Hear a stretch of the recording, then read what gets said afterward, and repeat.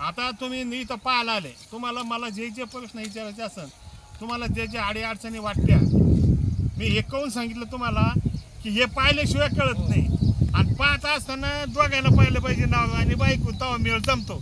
आता 50% बायकाच्या हातात काय बघा आपले, ते सांगत तसं ऐकायला लागतं नाही, भांडणं सुरू होते.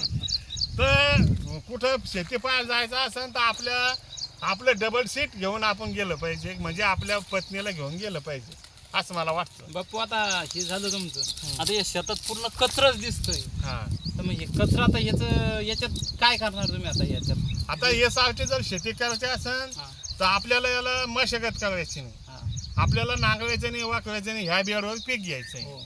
तर मग आपल्याला समजा तुम्ही जर खाली जमिनीवर पीक घेत असाल पारंपरिक पद्धतीनं, तर याची अडचण कशी येते की बा याला आपण म्हणतो हे कचऱ्यामुळं आपल्या मशागतीला अडचणी, हे घाण दिसतं बा असं वाटतं आपल्याला.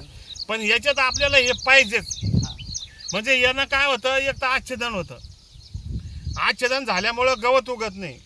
दुसरा फायदा असा होतो की याला पाणी अडवलं जातं. आणि तिसरी गोष्ट अशी आहे की हे जीवाणू आणि गांडोळाला खाद्य होतं आणि आपली जमीन सुपीक होती. आणि सुपीक जमीन झाली जिथं गांडोळा असते, जिथं जीवाणू असते, ती जमीन सुपीक मानल्या जाते. मग विद्यापीठातला विद्यार्थी असो का शास्त्रज्ञ असो का शेतकरी असो, ज्या ठिकाणी आपण शेती करतो त्या ठिकाणी शेणखत असतं, काडी कचरा असतो, त्याच ठिकाणी गांडूळ होते. मग जिथं गांडूळ तिथे ती जमीन सुपीक असं मानलं जातं. झालं. दुसरा प्रश्न येत आता हे मटण बोला. की तणनाशकचा प्रॉब्लेम आहे. हां, तणनाशकनं जमीन खराब होती, आता नापीक होती. तणनाशकपेक्षा असा समज होतो आपला की बाबा नांगरायचं नाही, वाकवायचं नाही, निंदायचं नाही, तर मग शेती होईन कशी. मुद्दा हा येतो. म्हणजे इथून अडचणी सुरू होत्या. आता तुम्हाला कोणतं पीक घ्यायचं मला असं विचारा. आम्हाला आता कपाशी घ्यायची. आता कापशी जर तुम्हाला घ्यायची असेल, आता समजा उदाहरणार्थ ह्या वावरात कापशी घ्यायची बा, तर तुम्ही तुमचे वावर नागवेले वखवेले तुम्हाला कमी अडचणी. आता ह्याच्यात घ्यायचे तर तुम्हाला वाटण कशी घ्यायची. तर याला तुम्ही टोकननं कापूस लागवड करायची. आणि समजा आता याच्यात पाऊस पडेल आहे, तर याच्यात 4-5 दिवसात इथलं गवत उगन.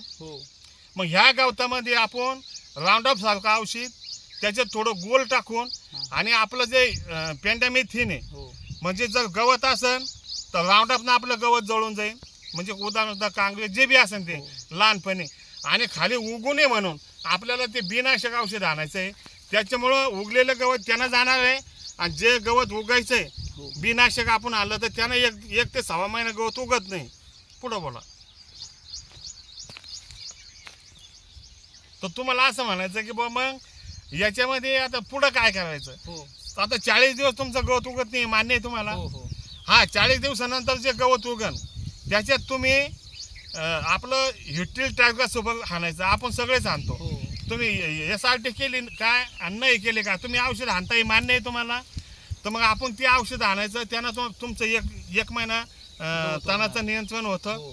मग किती दिवस झाले तुमचे? 70 दिवस झाले. 70 दिवस झाले. आता 70 दिवसानंतर तुम्ही त्याला चांगला 1 फुटभर गवत होऊ द्यायचं. आणि फुटभर गवत झाल्यानंतर हुड लावून तुम्ही त्याला राऊंडअप आणि त्यात गोल टाकलं तर सगळ्या प्रकारचे गवत जळून जाते.